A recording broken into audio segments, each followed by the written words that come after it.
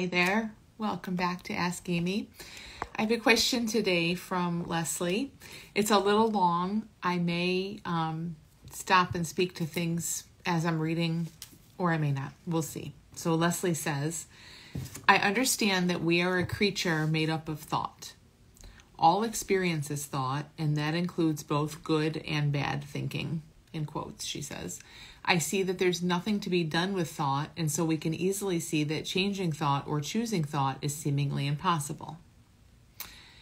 So, if I'm caught up in a rumination and I see that's what's happening, and then I think, relax, that's just a thought, you're fine, you can overcome this, I feel like I am the one reassuring myself, and on some level I see that this is also arguing with what is. But is that reassurance coming from the same source that I think I created to feel better? Or is that just a naturally occurring thought that seems different or more helpful or positive? So let me just stop for a sec here, Leslie, just for everyone. This is a great question, and it unpacks a bit as we go. So I just want to kind of say some stuff as we go along. So notice how in the question, and it's very natural and understandable, you say, I feel like I'm the one reassuring myself, and on some level I see that there's also arguing with what is. Is that reassurance coming from the same source that I think I created to feel better, or is it just a naturally occurring thought that seems different or more helpful or positive? Already, this is why this is confusing.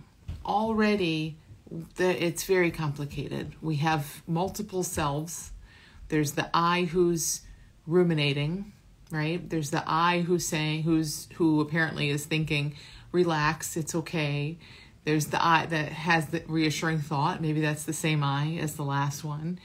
But, there's multiple. This is why it's such a good question and why everyone would get confused kind of thinking through it in this way.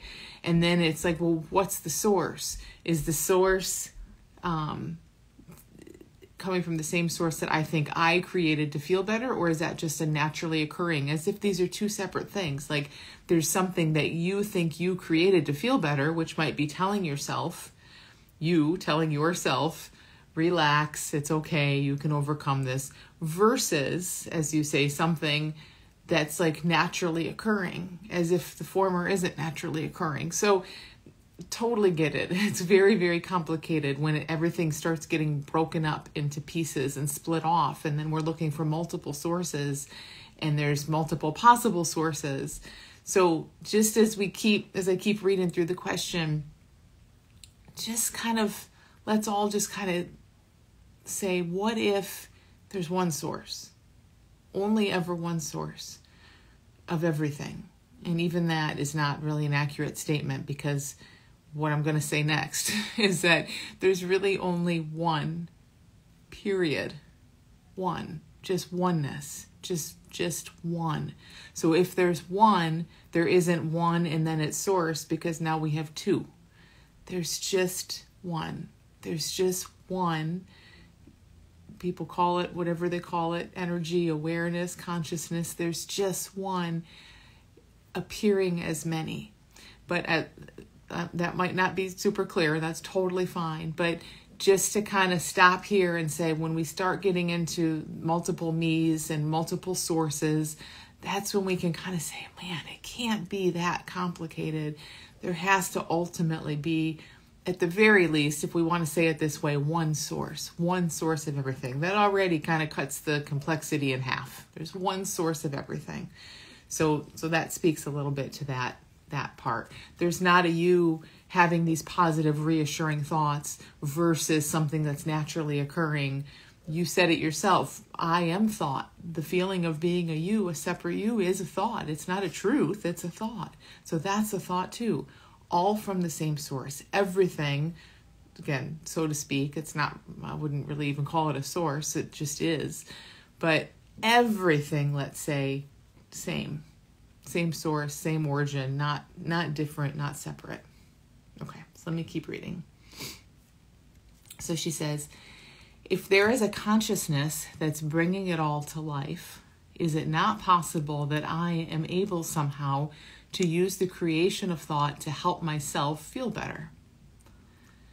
Could it not be possible that although it's an uncontrollable phenomenon, there's some mysterious way we can help our human experience along to a greater sense of knowing by thinking helpful, caring, hopeful thoughts intentionally?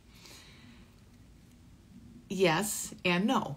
And I think you know this because you said again, this is where it's so paradoxical, You said earlier, we can easily see that changing thought or choosing thought is seemingly impossible. Those were your words, right? A paragraph and a half up. So yes and no. Like, obviously, if we can have intention and think the right thoughts that give us this nice experience in the dream. Now, we're just talking about in the dream because that's the only place there is experience. If we're having this nicer dream and there are thoughts that can come in and that can be thought or believed along the way to make the dream nicer, is that a thing? Well, sure. It sure feels like a thing. I mean, we all know that the dream can be really nice or the dream can be a living hell and everything in between. So for sure. And part of the dream appears to be me having an experience of like, oh, I could sit and ruminate on this longer, or I could not. Like there's an experience of choice that arises within this dream. There's an experience of intention. We've all probably set an intention or had an intention show up for us that feels like an intention we want to get behind, and others that maybe don't. So all of that, how it looks to me is that is all just what's arising in the dream.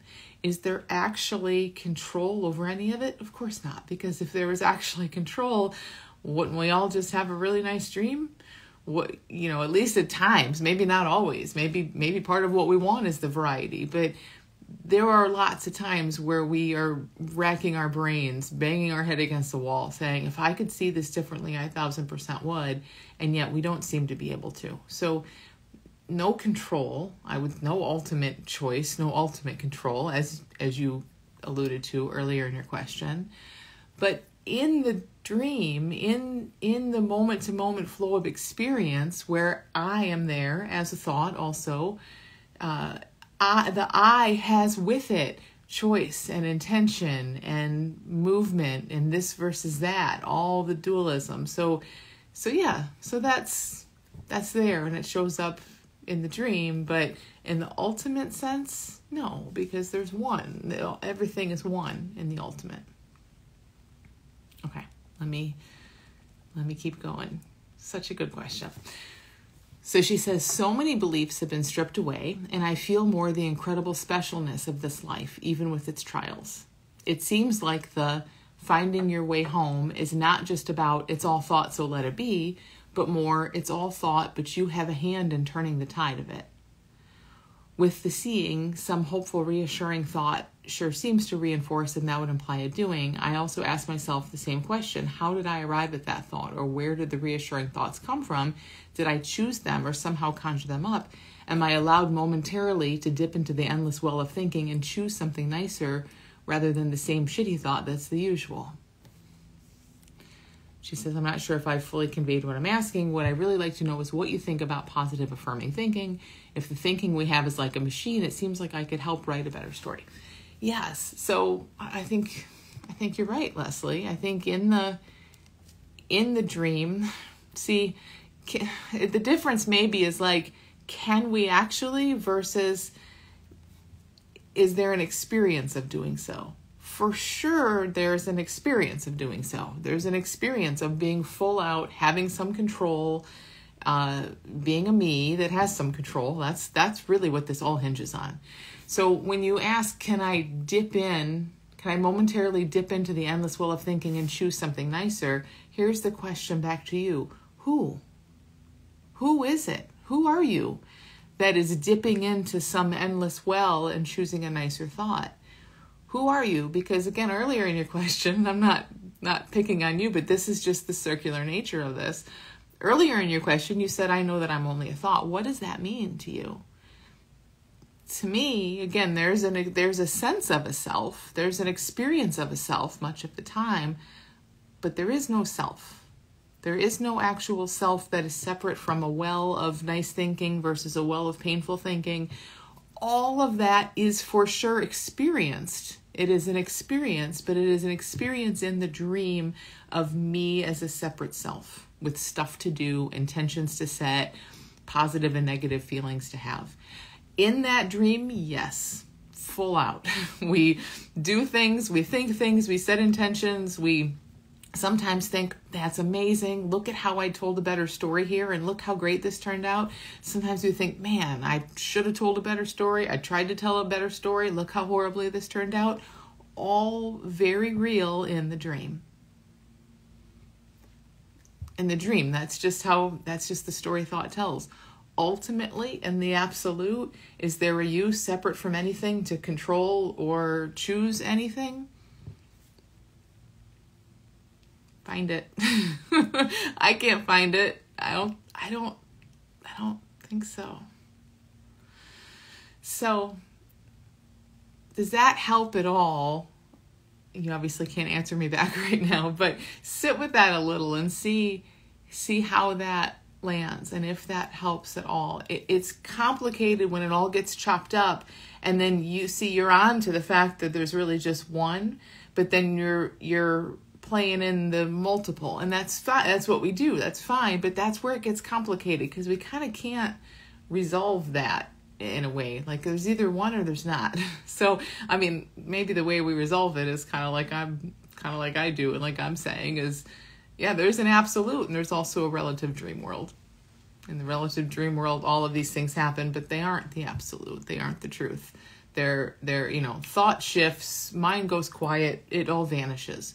Close your eyes, you aren't there, you literally don't exist. Nothing else out here does either.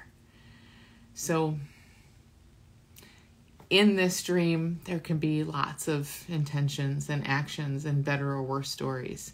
And that's beautiful. There's nothing wrong with that. No matter how excited you are and interested you are in this sense of one, in the truth of one, there's no problem with continuing to build a better dream and all of that. That's apparently what we're here for in a sense, because that's what's happening. And you can kind of have have an awareness of both. And maybe if you want, you can lean in more to the absolute. And then we start to see more and more, okay, this dream sure is a dream. It's a vivid dream. It's a dream where I feel like I have control a lot of the times, and it's a dream. And you'll naturally see that more as you keep looking toward that one, which I know you are and you have. So I hope this helps clarify something. It probably doesn't clarify anything, but it's a great question. Lots of good questions in this. So thank you for sending it, and hopefully it helps others too. So send your questions to AskAmy at thelittleschoolofbigchange.com, and I'll be here on Monday to speak to them. Thanks, everyone.